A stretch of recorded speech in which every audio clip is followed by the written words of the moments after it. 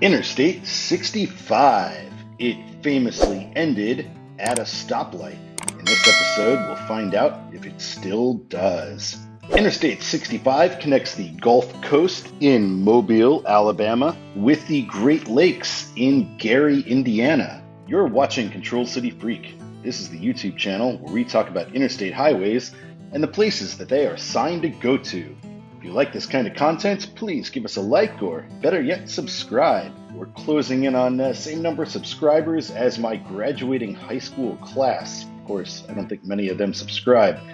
If only I were more popular in high school, I'd be monetized by now. Let's talk today about northbound Interstate 65. I-65 begins at an intersection with I-10 in Mobile, Alabama, and it is signed north for Montgomery, the capital of Alabama, and definitely the city it should be signed for. Not too far along its journey, it has its first three-digit child route connecting down to downtown Mobile.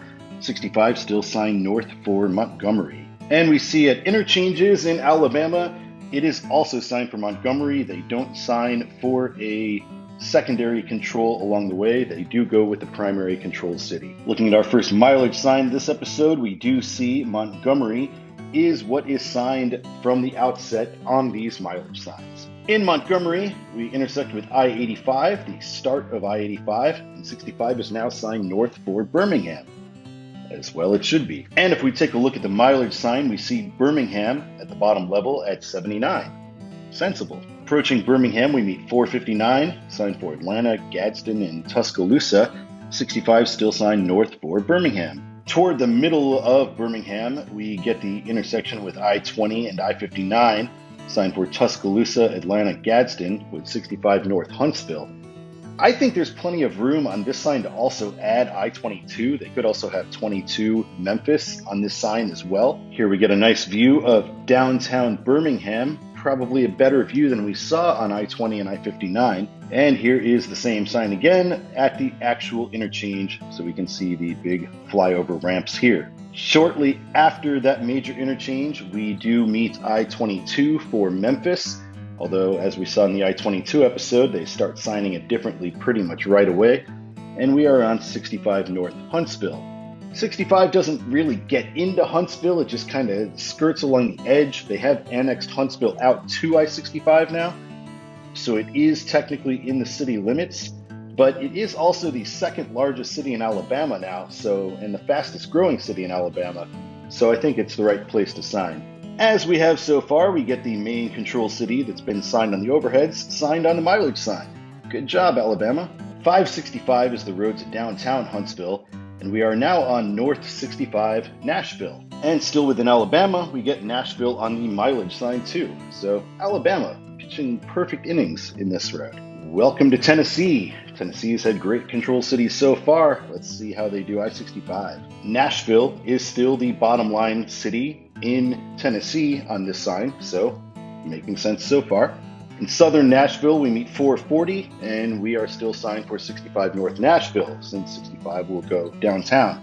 65 meets I-40, West Memphis, and it is signed for 2 West 24, Louisville and Clarksville. Here we're merging onto I-24, so we get Clarksville, Louisville, and 24 East Chattanooga, 2 East 40, Knoxville. When splitting with I-24, we've seen this before, we get 65 North, Louisville. Welcome to Kentucky. I saw nothing signed in Tennessee other than Louisville, so let's see what Kentucky does. Well, we get Bowling Green as the secondary control city, sensible, fairly big place, and Louisville as the primary. Excellent. Now meeting the Western Kentucky Parkway in Elizabethtown, and 65 is signed for Lexington and Louisville. Approaching Louisville, it's been so long since we've been here, a whole week since the I-64 video, and Louisville's still doing its same thing, signing 265 as the Gene Snyder Freeway instead of signing an actual destination, which they should do. Now we approach 264, and once again we get the same thing, Watterson Expressway instead of an actual destination. Though they do give us airport for westbound, so that's something at least. And we're now on North 65, Louisville and Indianapolis. Now we approach 71 and 64 for Cincinnati and St Louis. Interesting that we're getting 71's control city of Cincinnati instead of 64's control city of Lexington here. Here we cross the new bridge over the Ohio River. It is a toll bridge. I didn't realize it was legal to build new toll bridges on the interstate highway system if it was already an interstate highway, but must be some loophole. Here is our toll facility. There's no actual toll booth, so it's all open road tolling for this bridge. We are on the Indiana side, so we get Welcome to Indiana here, Lincoln's boyhood home, and now Benjamin Harrison, America's Hoosier president. Do people remember Benjamin Harrison? He was just one of those bearded guys like Rutherford B. Hayes or Chester A. Arthur, one of those guys back then. Nobody really remembers too much about them. 65 North, Indianapolis, and we have our exit for New Albany right here. We are meeting 265 again to I-64, New Albany. As we know, Indiana loves signing New Albany. We've seen this a lot in the I-64 videos. That is Memphis, Indiana here, not Memphis, Tennessee. And Indianapolis is the bottom line road on the mileage sign, as it should be. Here we approach 465 and I-74, 65 North Indianapolis, because we are still on the outskirts of town. In downtown Indianapolis, we meet I-70, 70 West St Louis, and 65 North Chicago, 70 East Columbus OH, so as to not confuse people with Columbus, Indiana, a much less well-known Columbus. We are approaching where 65 and 70's brief concurrency will end in 3/4 of a mile, still signed for Columbus. I thought they changed this to Dayton, and I believe in Ohio it's all Dayton now instead of Columbus, but I'm fine with Columbus, it's the bigger city. Here's a look at downtown Indianapolis, and here is the actual split where 65 and 70 will break apart. We meet 465 again on the outskirts of Indianapolis. It has no control city, and 65 is signed north for Chicago. On our mileage sign, we see Chicago 164. I'm almost surprised they don't use Lafayette as the secondary control city throughout this area, but I thought they would do the same thing with Evansville and I-64, and they didn't. So Indiana being consistent here, not worrying too much about secondary control cities, only primary control cities. And we do see at random interchanges, I-65 is signed for Chicago and not for anywhere else. Indiana Beach. Our exit coming soon, Route 43N to 24E. This is the major reason I have spent a lot of time on I-65, but we will talk about that in the southbound episode. Here is that exit though, Indiana Highway 43 for West Lafayette, and it's also the road north to the Indiana Beach area. Here is maybe the last mileage sign on I-65 as we approach Crown Point. 65 becomes more urban at this point as we get into the northwest Indiana suburbs of Chicago. We see Gary 22, Chicago 48. 65 ends in Gary. It doesn't make it all the way to Chicago. Here is our major intersection with 80 and 94, the Borman Expressway.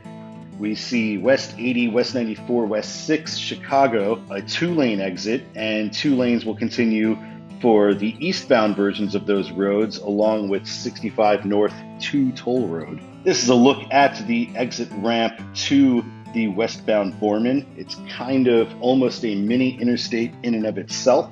And now we have the exit for the eastbound Borman. It's signed for Toledo and Detroit, because 80 goes to Toledo, 94 goes to Detroit, and 90 Toll Road straight ahead without a mention of 65 anymore.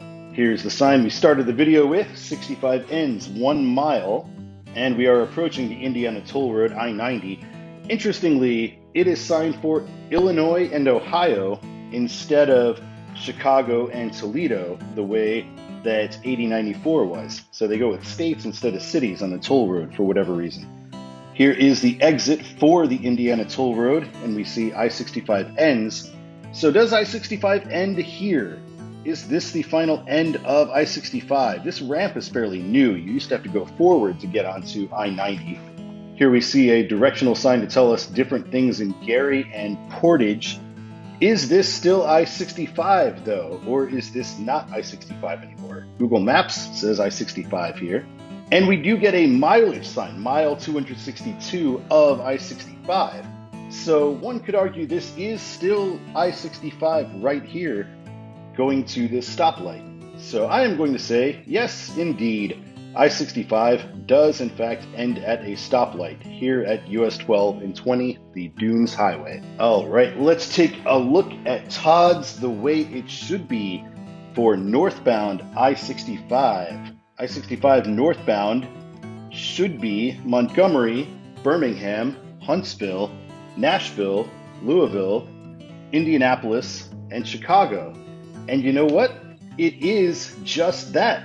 It's a perfect game. It's a perfect shutout. I don't know what you call it. I should come up with a term for this. We don't see this too often. I 100% agree with the way that I-65 is signed. Yay, I-65. Thank you so much for watching this episode of Control City Freak. We will be back soon with an episode on southbound I-65. My name is Todd, and keep on trucking.